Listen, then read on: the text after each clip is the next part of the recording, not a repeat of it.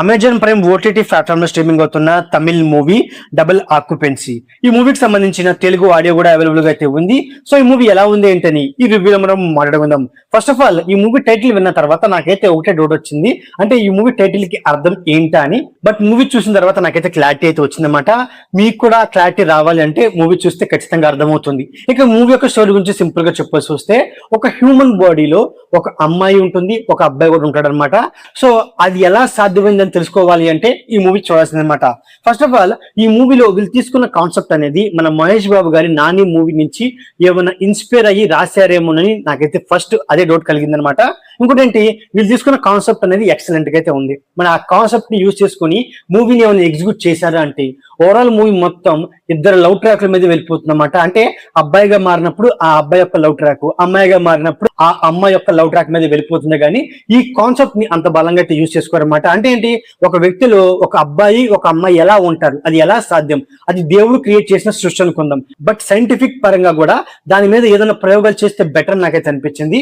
ఆ విధంగానే ఆ బాడీ మీద ఒక వ్యక్తి ప్రయోగం చేద్దామని వస్తాడనమాట. వచ్చినప్పుడు సో ఫస్ట్ ఆ వ్యక్తి ఈ బాడీని ఎలా ఫైండ్ అవుట్ చేశాడు, అండ్ అలాగే ఈ బాడీ మీద తను ఎలాంటి ప్రయోగాలు చేయబోతున్నాడు, అండ్ అలాగే ఈ బాడీకి సంబంధించి జెనెటిక్ శాంపుల్స్ తీసుకొని తను ఏం చేయబోతున్నాడు, అసలు ఇన్వెస్టర్స్ ని ఎలా రప్పించాడు, సో తను ఏం ప్రాజెక్ట్ చేయాలనుకుంటున్నాడు. సో ఇలాంటి పాయింట్లని ఇన్ డీటెయిల్ గా అయితే చెప్పడం చెప్పుకోవచ్చు అనమాట. అంటే ఈ మూవీలో మెయిన్ బలం ఆ కాన్సెప్ట్, వీళ్ళ ఐడియాలజీ కాబట్టి ఆ ఐడియాకి సంబంధించిన ఏమైనా సీన్స్ ఉంటే బాగుండేది అనమాట.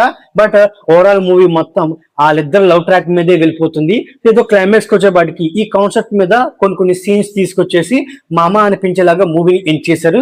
అంటే ఈ మూవీలో ఏమైనా నచ్చలేదా అంటే జెమినీ గణేష్ గారి క్యారెక్టర్ యూజ్ చేసుకున్నప్పటికీ, బట్ జెమినీ గణేష్ గారికి లేడీ గెటప్ అయితే వేస్తారనమాట. అదైతే నేను చాలా బాగా నవ్వుకున్నాను. ఇంటర్వెల్ పోర్షన్ అనేది చాలా ఇంట్రెస్టింగ్ ఉంటుంది అని చెప్పుకోవచ్చు అనమాట. అండ్ అలాగే సెకండ్ హాఫ్ లో ఆ కార్తిక్ సో తన లవర్ అయిన రజనీకి లవ్ ప్రపోజ్ చేసే సీన్ అనేది నాకు చాలా బాగా ఇంప్రెసివ్ గా ఉంది. ఈ క్లైమాక్స్ వచ్చేప్పటికి అంటే ఒకే బాడీలో ఉన్న ఆ ఇద్దరు వాళ్ళ ఎమోషన్ బాండింగ్ ని చాలా బాగా ప్రజెంట్ చేశారు. అదైతే బాగుందని చెప్పుకోవచ్చు అనమాట. అయినప్పటికీ ఈ మూవీలో మెయిన్ గా ఏంటి, స్క్రీన్ పై ఈ మూవీకి పెద్ద మ్యాచ్ అని చెప్పుకోవచ్చు అనమాట. ఎందుకంటే సో ఒక వ్యక్తి ఒకనొక సిచ్యువేషన్ లో అబ్బాయిగా మారిద్ది, ఒకనొక సిచ్యువేషన్ లో అమ్మాయిగా మారతాడు. సో మరి ఆ పాయింట్ అనేది మనకి స్టార్టింగ్ లో రివీల్ చేసేస్తారు అనమాట.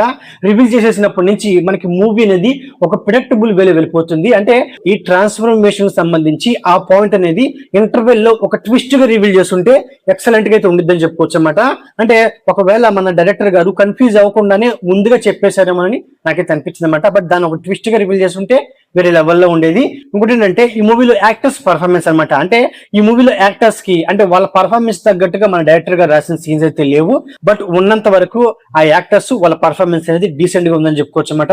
ఇక సినిమాటోగ్రఫీ అనండి, సాంగ్స్, బ్యాక్గ్రౌండ్ స్కోర్ అనేది నాకైతే అంతగా వర్కౌట్ అవ్వలేదు. బట్ ప్రొడక్షన్ వాల్యూస్ అనేవి టాప్ నాచ్ అని చెప్పుకోవచ్చు అనమాట. ఎందుకంటే ఒక అమ్మాయిగా ఉన్నప్పుడు ఆ అమ్మాయిని అబ్బాయిగా చేంజ్ చేసే ఆ ట్రాన్స్ఫర్మేషన్ అనేది సో విజువల్ గా చాలా బాగా చూపించారు. సో ప్రొడక్షన్ వాల్యూస్ అయితే టూ గుడ్ నేను చెప్పుకోవచ్చు అనమాట.